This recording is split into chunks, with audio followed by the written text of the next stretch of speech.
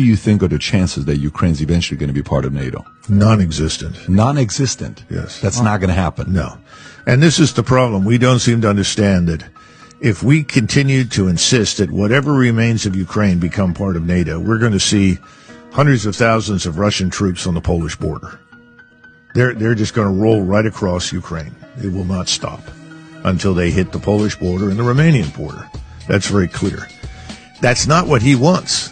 And I keep trying to explain this to people. If you know anything about Western Ukraine, I grew up with people from Western Ukraine. They do not want anything to do with the Russians.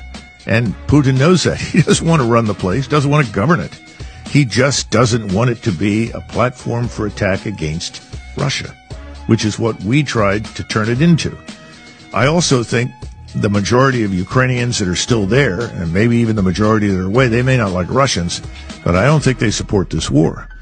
And the reason I say that is that if you go back to the election that brought Zelensky to power, when he was picked up from nowhere as a comedian and sponsored by Kolomoisky, who's a very powerful oligarch in Ukraine, he ran on a peace platform. He said, if I'm elected, I'll make peace with Russia. Well, virtually everybody, something like 89% went out and voted for it. They wanted peace with Russia. There were only a very few people in the far west of Ukraine that didn't support that. So I don't think Zelensky is by any stretch of the imagination as widely supported as people think.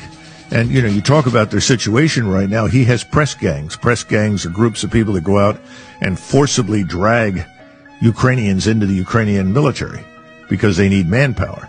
He's now doing that in the far western portions of Ukraine where he said he wouldn't do it, in Galicia and in the Carpathian, what used to be called the Carpathian Military District.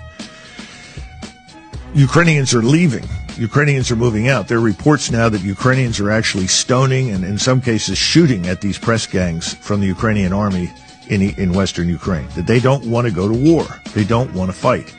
We're getting reports that platoon and company-size elements down in southern Ukraine are defecting. They're simply saying, look, we've had it. We can't do this anymore, and they're coming across and surrendering.